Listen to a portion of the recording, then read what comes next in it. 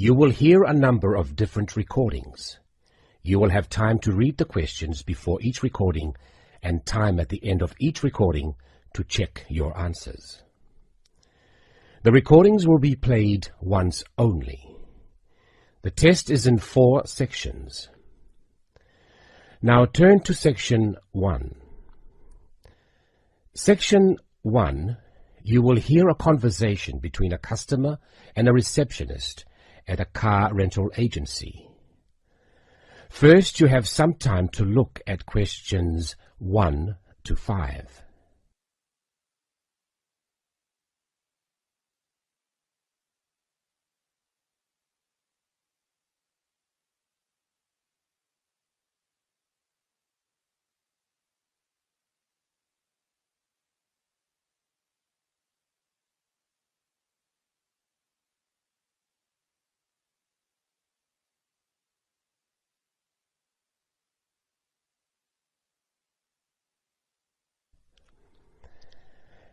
Now listen and answer questions 1 to 5. Good morning. How can I help you? Hello, is this Southern Rental Car? Yes, it is. I wonder if you could help me. I'm ringing from Nelson, but I'm coming over to Auckland for 12 days and I'd like to hire a car. Okay, I'll fill in a booking for you now. First, can I take your name? Yes, it's William Waddell. Sorry, could you spell your surname? Yes, it's Waddell. Thanks. Now, can I have an address and phone number? Sure. I live at 10 Robin Place. That's Robyn Place. And that's Nelson, isn't it? That's right. Do you want my home number or my mobile? Home number will be fine. Okay, it's 07 263 8666. Great. Now, can I also have a credit card number? Do I have to pay by credit card? Well, we need a credit card number as a guarantee. It's a standard policy for car rentals. Okay, well, I'll pay by Visa then. The card number is 4550-1392-8309-3221. And the expiry date? Sorry? Your card, when does it expire? Oh, next July. Right. Now, how long did you want the car for? 12 days, did you say? No, I only need a car for 10 days, from the 2nd to the 11th of next month.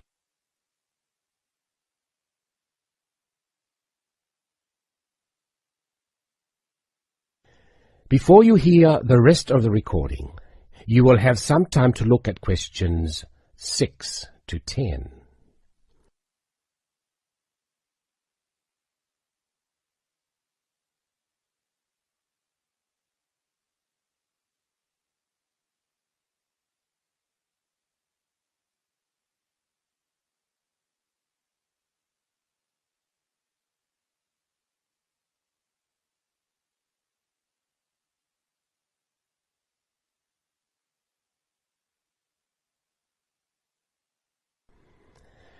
Now listen and answer questions 6 to 10. Now, what type of car are you looking to hire? Well, I'm not too worried about the model of the car, but I understand that you have rental cars from just $25 a day. Is that correct? We do sometimes have the $25 deals, but only in the low season. For the period you are looking at, the cheapest we have is $35. However, that price includes unlimited kilometres. Sorry, did you say unlimited kilometres? What does that mean exactly? That means that no matter how far you go, the cost is the same. Some companies charge for rental and then charge again for every kilometre you actually drive. Well, I am going to be travelling quite long distances. I'm visiting relatives and they live quite far apart from each other. So unlimited kilometres are probably a good idea. If you're travelling long distances, you would be better off with an automatic. Changing gears in a manual can make it more expensive on petrol. Okay, I'll take the automatic then. Right. So that's an automatic car for 10 days from the 2nd to the 11th. That's all booked. Is there anything else I can help you with? No, that's fine. Oh, sorry, what do I need to bring with me when I pick up the car? All you need is your driving licence. Right. Well, thanks very much. Bye. That is the end of Section 1. You now have half a minute to check your answers.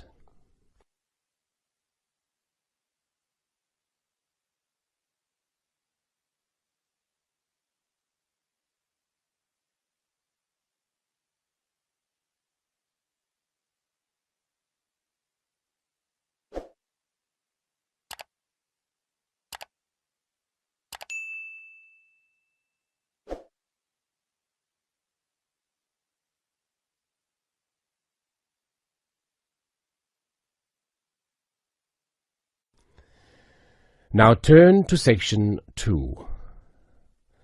Section 2. You will hear someone talking about travelling around New Zealand. First, you have some time to look at questions 11 to 15.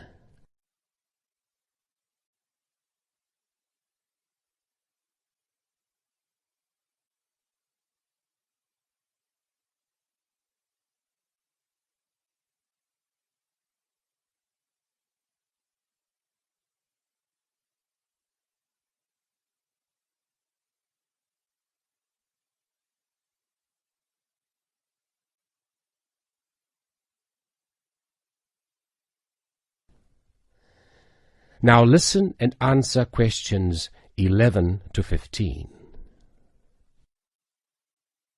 When thinking about beautiful countryside or stunning views, it has long been accepted that Australia and New Zealand have few equals. What is perhaps slightly less well known is what these countries can offer to the avid train enthusiast. Both countries have railways which pass through breathtaking scenery in the utmost of comfort. In New Zealand, you can travel from the country's biggest city, Auckland, to where a third of the population lives, its capital, Wellington, on the longest passenger rail service in the country, the Overlander. Crossing 681 kilometres, the train winds through the lush farmland of the Waikato and up the Raurumu spiral onto an amazing volcanic plateau surrounded by native bush. On a clear day, you will be able to see three of New Zealand's most famous volcanoes, Mount Ruapehu, Mount Ngauruhoe and Mount Tongariro. The whole journey can be completed in 11 hours, but for those keen to see a little more of the country, the trip can be extended over 3 or 4 days. This gives travellers the opportunity of seeing the famous Waitomo caves, relaxing in the mud pools of Rotorua, or skydiving over Lake Taupo. Moving on to the South Island, you can take the Transalpine through the Southern Alps, travelling from the South Pacific Ocean to the Tasman Sea.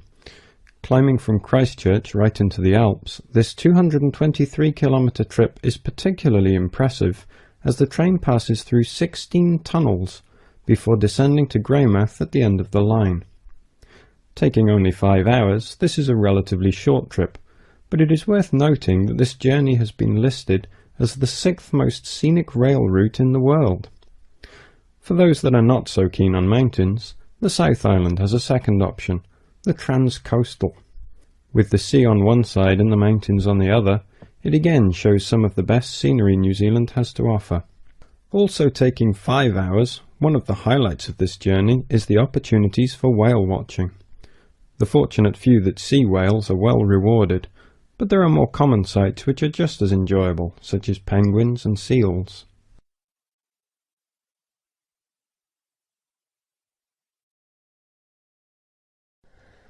Before you hear the rest of the recording, you have some time to look at questions 16 to 20.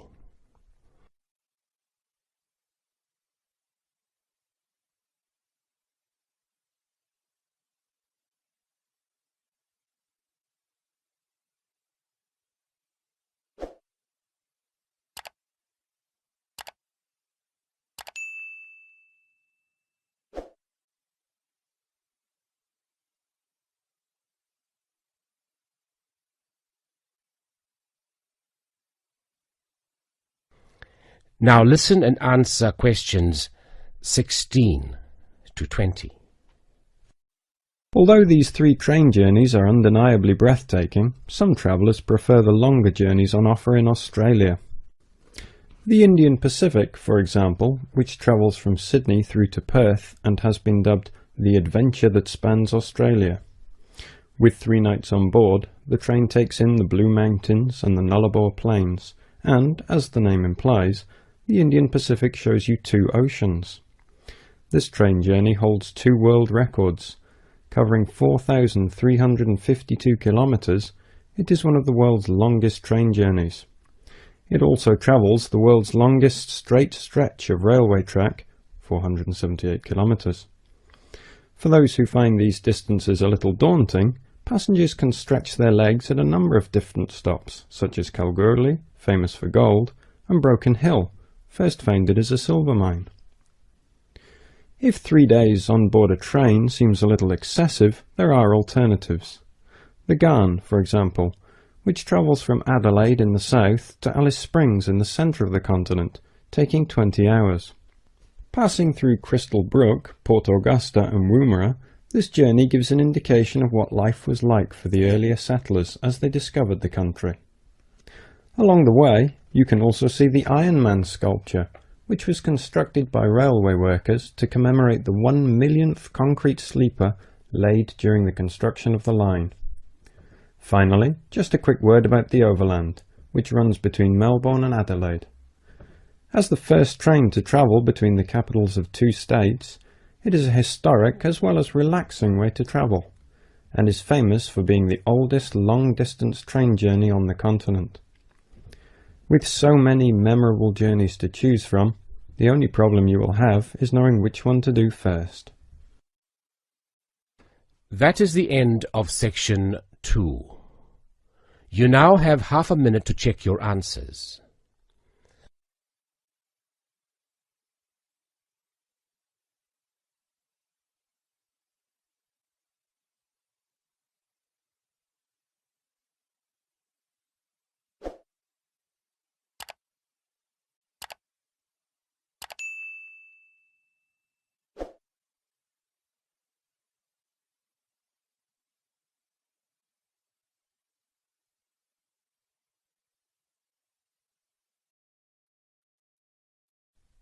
Now turn to section 3.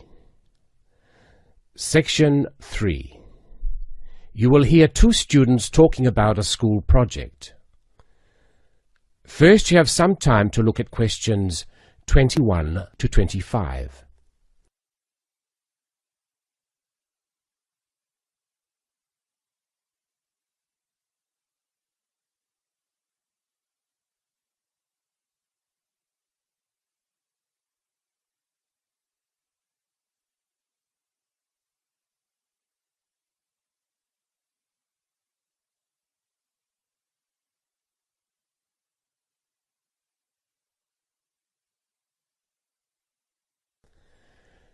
Now listen and answer questions 21 to 25.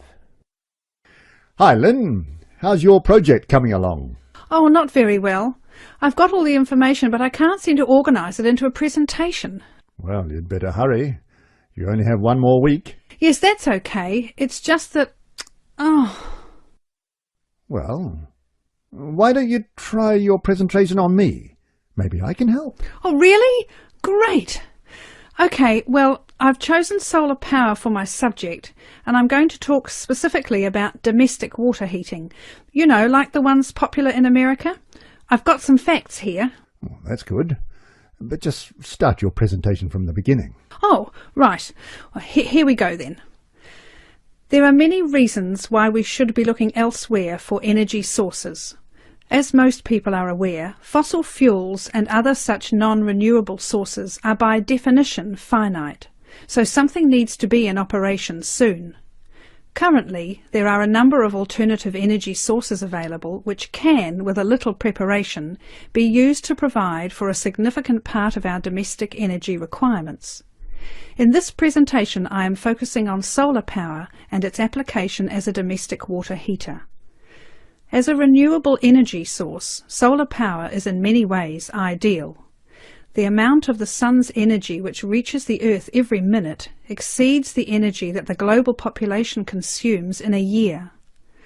Although scientists argue that it is not finite, sunlight is certainly a long-lasting resource which is not depleted through use, and solar power converters use this energy without needing any complex moving parts. Once collected and stored, solar energy can be used for many purposes, but it is becoming increasingly popular as a domestic heating source. Generally, a building that is heated by solar power will have its water heated by solar power as well, and this has even worked in areas that are not exposed to long hours of direct sunlight, such as the United Kingdom, although not so well as in warmer climates.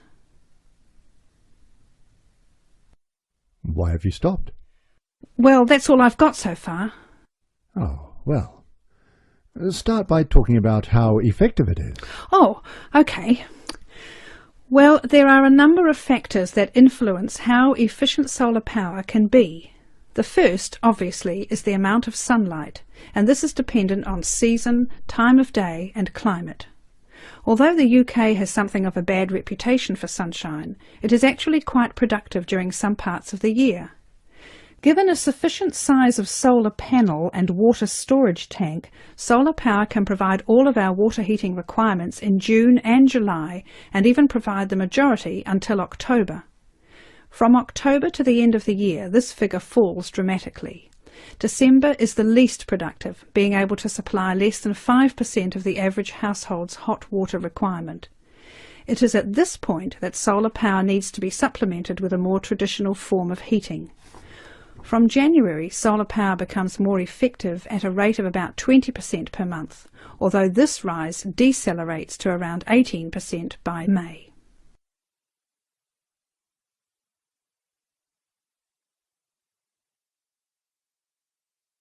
Before you hear the rest of the recording, you have some time to look at questions 26 to 30.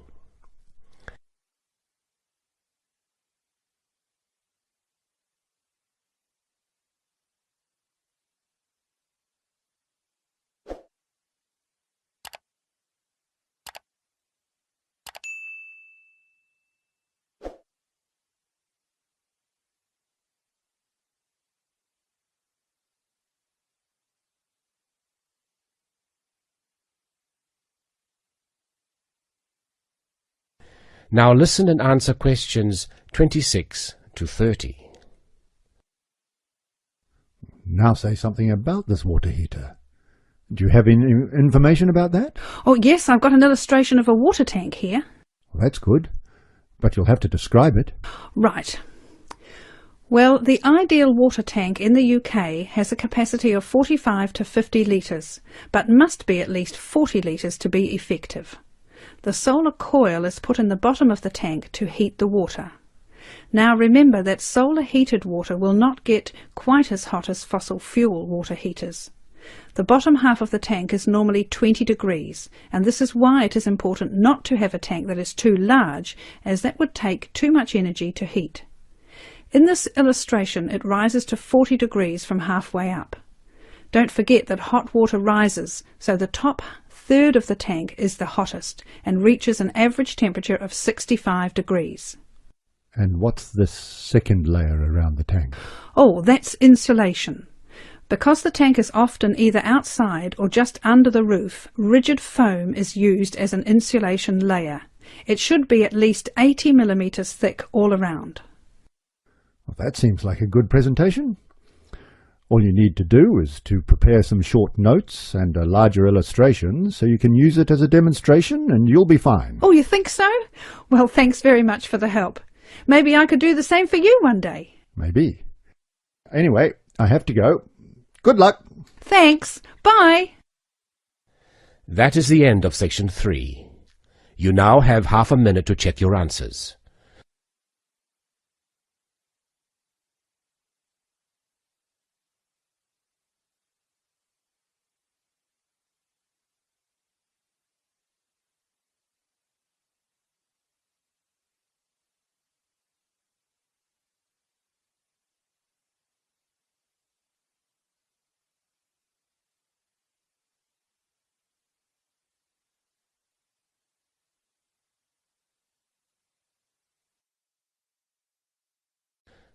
Now turn to section 4.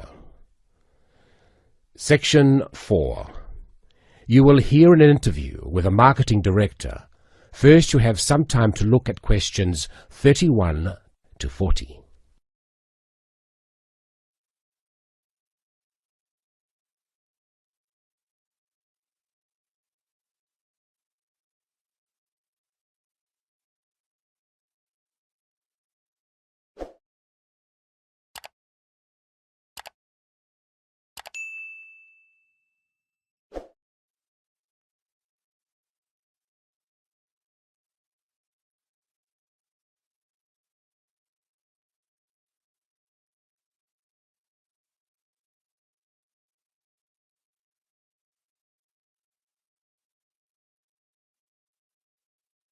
Now listen and answer questions 31 to 34. Continuing our theme of business marketing, I have with me today Mr. Brian Kinsella, who is here to talk about the differences between marketing a product and marketing a service. Good morning. Now I understand that many of you here today are interested in a career in services marketing. Well, I've been the marketing director for Oceania Travel for nearly 11 years, so I feel that I can present what I consider to be the most important aspects of marketing a service. However, before I begin, I want to clarify what I mean by services marketing. This not only means aspects like holiday destinations, but also professional services such as legal advice. In short, anyone that sells a service. Actually, a lot of the traditional services such as lawyers, accountants, etc. have not felt too comfortable marketing their services. It's almost perceived in industries such as these that the need to market indicates a weakness in the services provided. However, more and more such industries are realizing the importance of marketing to sustain their customer numbers, especially when their competitors are marketing themselves. Now, the main difference between marketing a product and a service is that the customers cannot understand exactly what the service will be. They can see a product and can comprehend exactly what the product will do for them. A service is more intangible. By that, I mean whatever each customer gains from the service is often very personal. For example, with a travel agency, clients choose to travel abroad for a multitude of motives. Some people travel overseas for the experience and really want to get to know the culture of the local people. Others wish to escape from reality, totally relax in sophisticated comfort, and be waited on hand and foot. Obviously, our clients will not be judging what we offer by the same standards, and travel agents, like other such service industries, have an extremely difficult job in satisfying a range of customers from diverse backgrounds with different expectations. Our company has overcome this dilemma in a number of ways. First of all, our travel consultants are given extensive training in customer service and buyer behavior. Our aim is not just to be a profit-making organization, but also to meet and exceed the expectations or dreams of our clients. Our mission statement, in fact, is primarily to offer a service which is above and beyond the hopes of our clients. In addition, we regularly visit the tourist destinations we promote and inform all of our staff about any changes in specific areas. Not only is it important to be fully informed about every possible aspect of the service you are marketing, it is also essential to constantly improve the service offered. At Oceania Travel, we regularly conduct surveys with all of the people that visit our resorts of choice. Any negative feedback we try to remedy at once. Our clients are met by a company representative during their stay, and we have a set procedure for dealing with any complaints.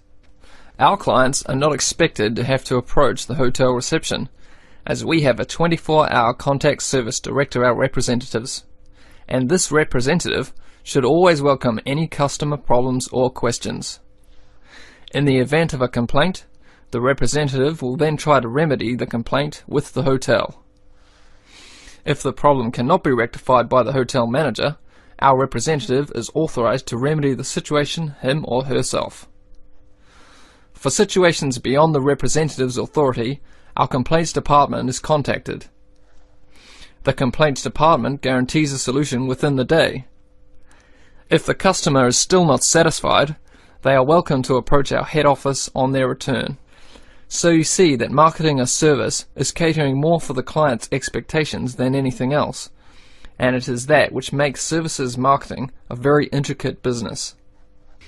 Now that's the end of my presentation, but if there is anything you want to ask, then please feel free to do so. Thank you. That is the end of section 4. You now have half a minute to check your answers.